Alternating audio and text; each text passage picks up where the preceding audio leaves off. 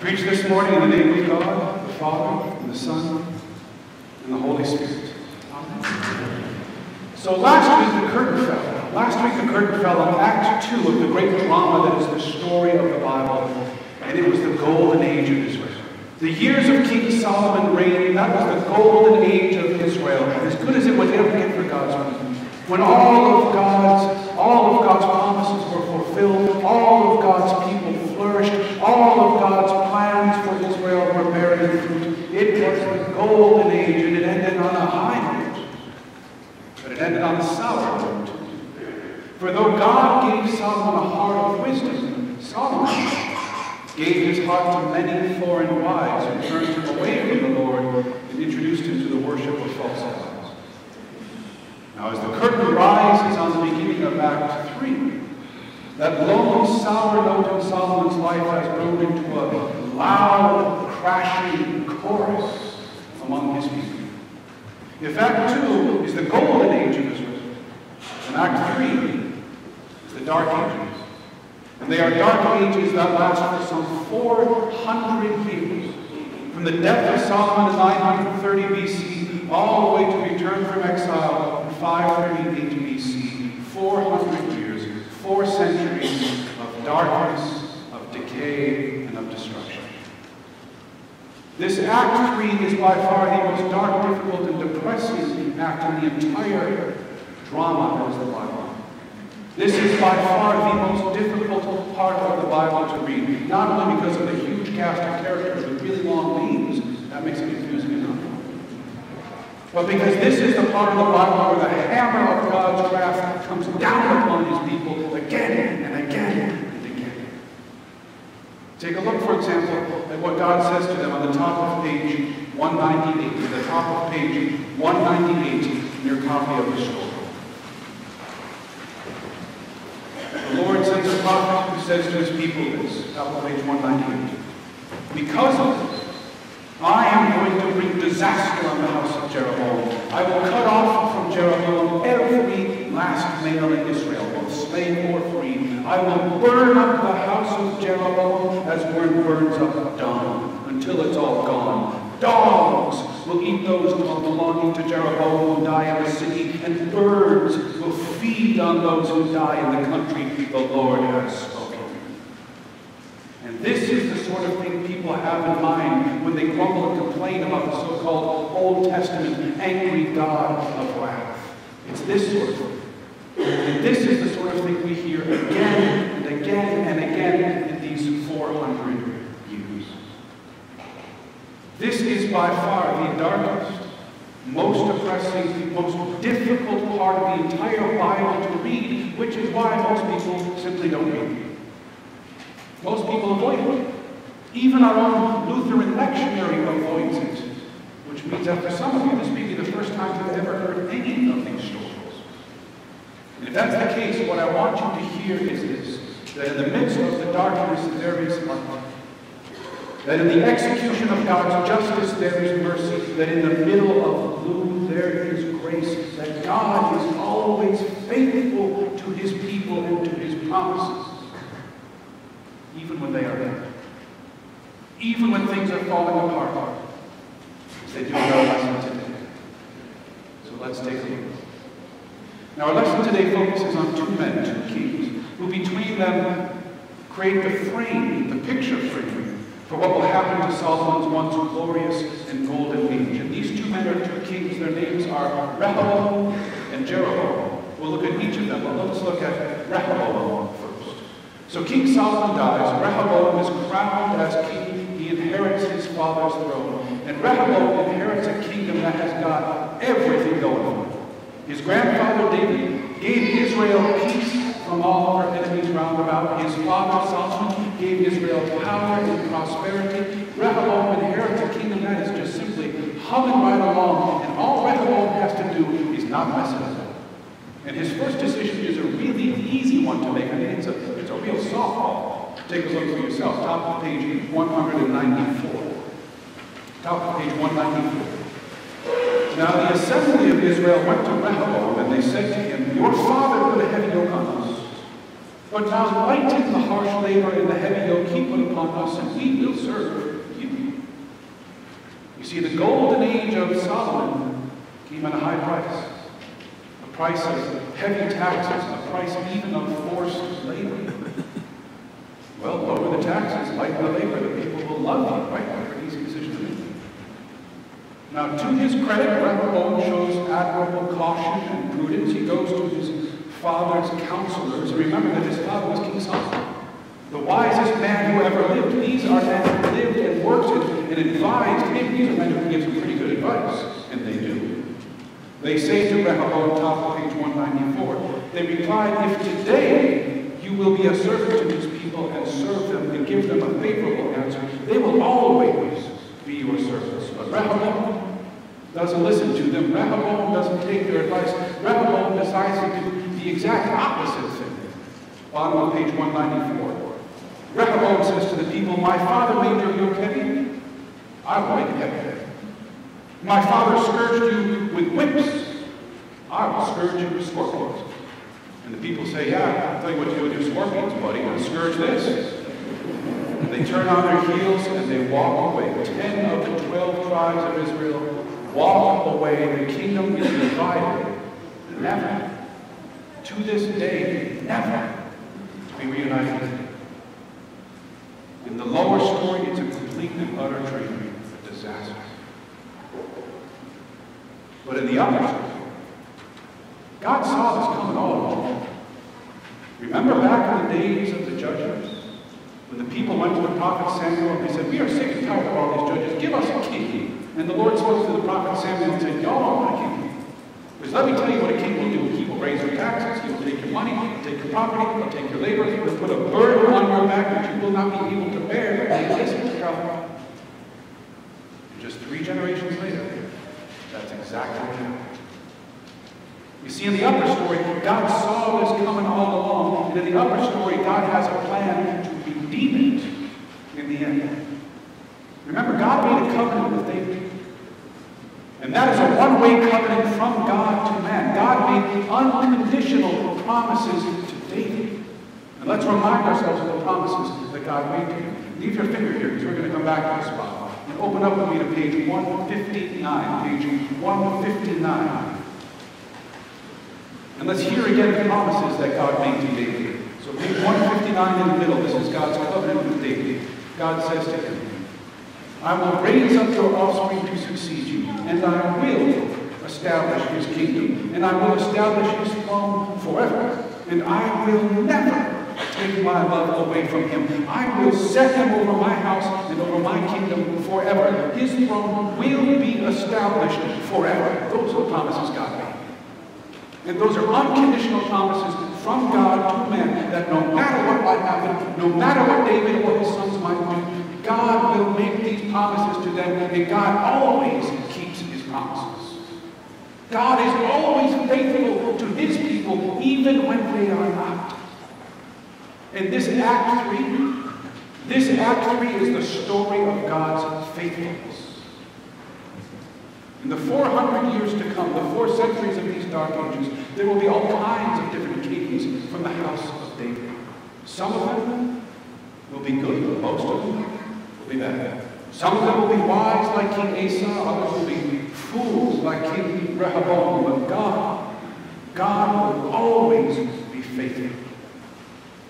God will preserve the house of David. God will protect the house of David. God will work through the house of David to bless the whole world, no matter what the kings of the house of David may do, no matter how far they may lead the people astray, because God is always faithful to his promises, even when we are not. And that's the story of Act 3.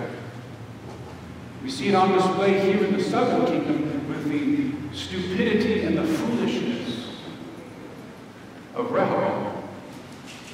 And we see it on display in the northern kingdom too, with the stubbornness and the idolatry of Jeroboam. Now Jeroboam was the first king in the northern kingdom. And Jeroboam is one of the greatest villains in all of the Bible. I mean, he's right up there with Pharaoh and Jezebel in the Old Testament, with Judas and Herod in the New. Jeroboam is one of the greatest villains of the entire Bible. But you know what? It didn't have to be that way. It didn't have to be that way. As a matter of fact, God didn't want it to be that way because God chose Jeroboam. God chose Jeroboam to be the king, sending his prophet Ahijah to anoint Jeroboam as the successor to Solomon, just as earlier God sent the prophet Samuel to anoint David as the successor to Saul. And as God promised to be with David and give David a kingdom, so God promised to be with Jeroboam and to give Jeroboam a kingdom too. Now that's not found in your copy of the story, so let me read it to you out of the Bible itself. And here are the promises that God made to Jeroboam.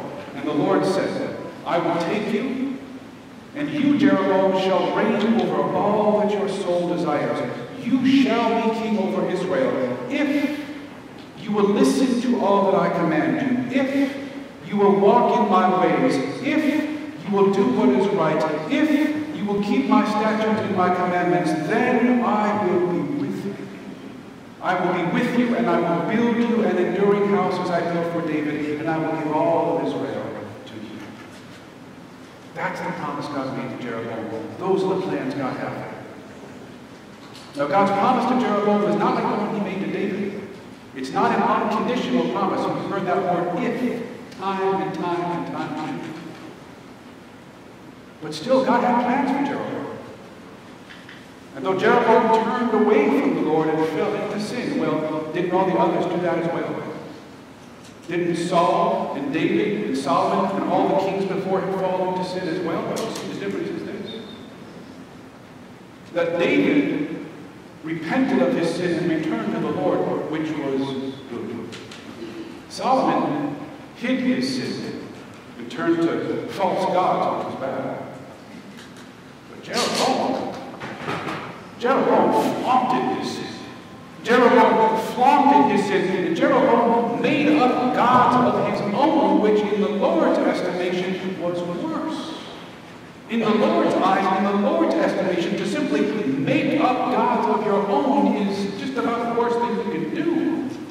And it goes on to be known as the sin of Jeroboam. And the sin of Jeroboam becomes a refrain throughout these next 400 years of Israel's history. The sin of Jeroboam becomes a drumbeat heard throughout these dark ages. The sin of Jeroboam is driven deep into the psyche of the Old Testament, just as the kiss of Judas is driven deep into the psyche of the New. And the sin of Jeroboam is this: not simply to turn after false gods, but to make up gods.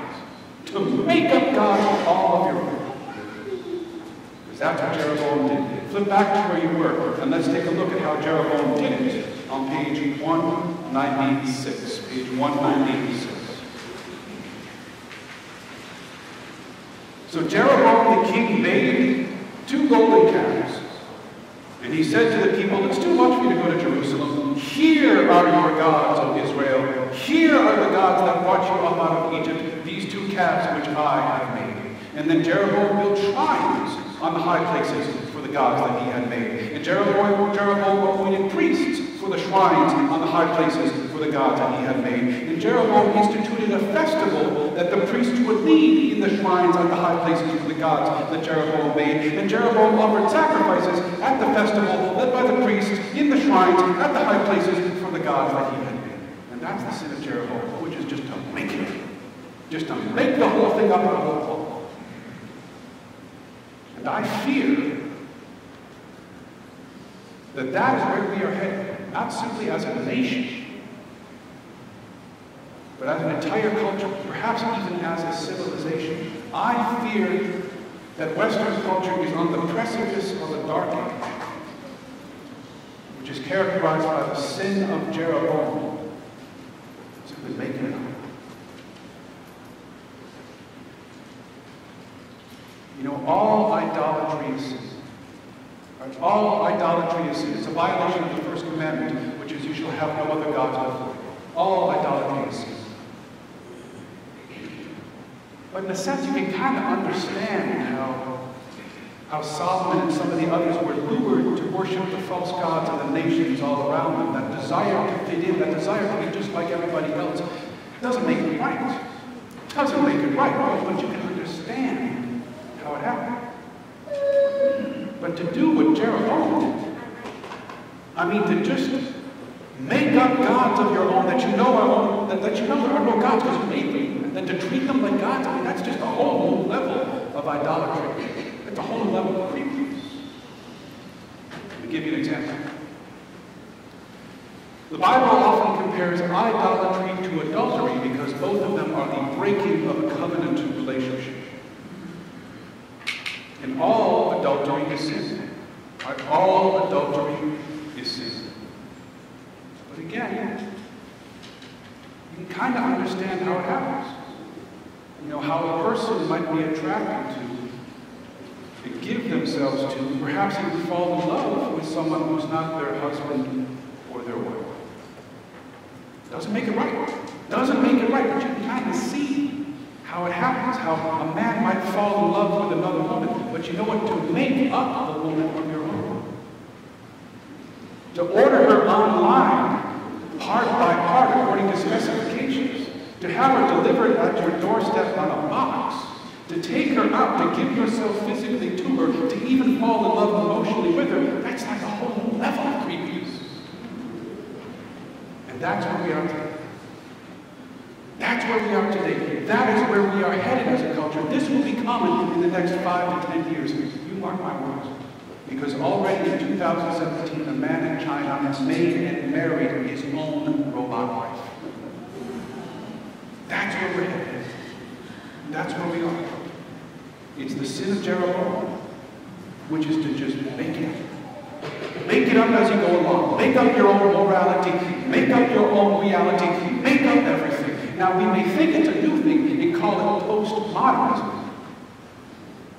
But it's really an ancient sin, the sin of Jeroboam. How do we escape it? Well, we don't.